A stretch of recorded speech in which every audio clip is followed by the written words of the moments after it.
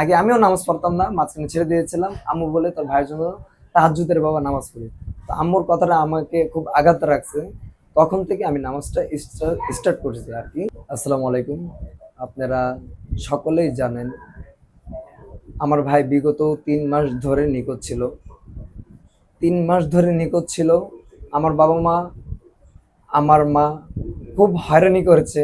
২ বার যাওয়া আসা করেছে সেই চট্টগ্রাম এলাকায়। আপনারা সবাই দেখেছেন এর আগে ভিডিওতে, ঢাকা নিউজে, আরো বিভিন্ন পেজে দেখেছেন। আমার ভাই যখন পাওয়া যায় না আর কি, প্রথম রমজান থেকে আম্মু একটা আমল করে। আমল বলতে কি আর কি, আল্লাহ পাকের নামাজ কালাম শুরু করে, ইবাদত বন্দি করে, কান্দাকাটি করে। আগে নামাজ পড়তো না, যখন থেকে তার সন্তান হারিয়েছে তখন থেকে তিনি নামাজ কালাম পড়ে। আমিও নামাজ পড়তাম না, মাঝখানে ছেড়ে দিয়েছিলাম। আম্মু বলে তোর ভাইয়ের জন্য তাহাজ্জুদের বাবা নামাজ পড়ি। তো আম্মুর কথাটা আমাকে খুব আঘাত রাখছে। তখন থেকে আমি নামাজটা স্টার্ট করেছি আর কি। কোনো বাবা মা চায় না যে ১ মাস অথবা ১ সপ্তাহের মধ্যে তার সন্তানকে পাবে। যত তাড়াতাড়ি সম্ভব তারা যেন তাড়াতাড়ি পেয়ে যায়।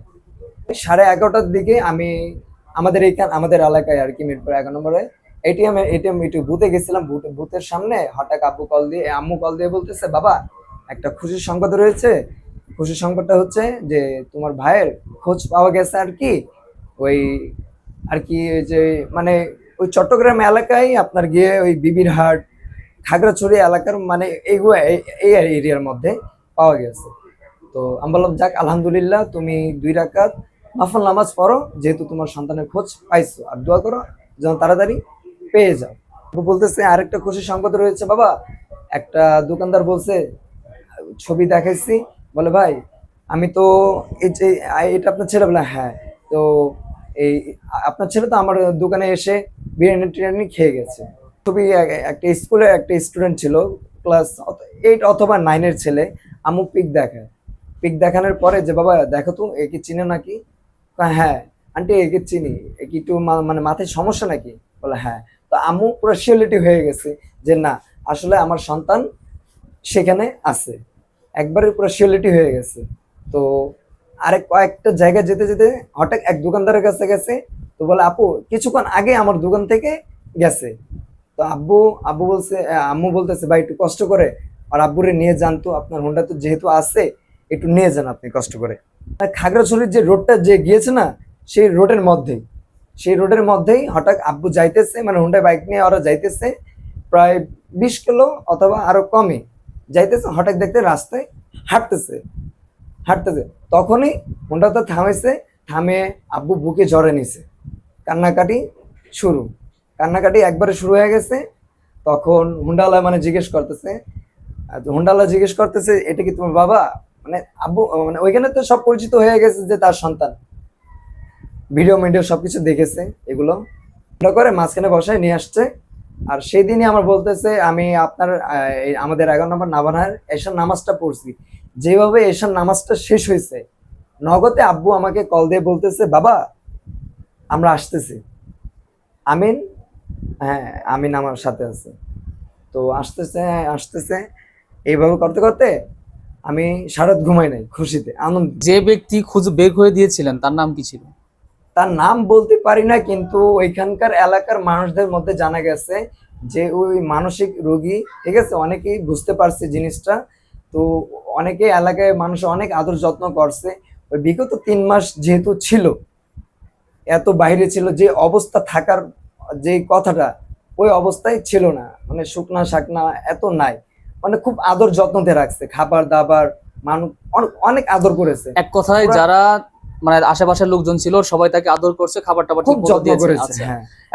এখন কথা হচ্ছে আপনার ভাইকে পেয়েছেন, জি আল্লাহর আলহামদুলিল্লাহ। কাছে শুকরিয়া আদায় জি করেছেন। আলহামদুলিল্লাহ। মানে মূলত কথাটি হচ্ছে যে আপনি এটা বিশ্বাস করতে, এটা মেসেজ দিতে চাচ্ছেন এক মানুষকে যে নামাজ আল্লাহর কাছে চাইলে, নামাজ পড়ে আল্লাহর কাছে চাইলে অনেক কিছু পাওয়া যায়। জি অবশ্যই। তো এই বিষয়টা নিয়ে আমি বলতে চাচ্ছি যে যেদিন আম্মু বের হবে সেদিন আমি আম্মুকে বলছি 2 রাকাত নফল নামাজ পড়ে বের হ।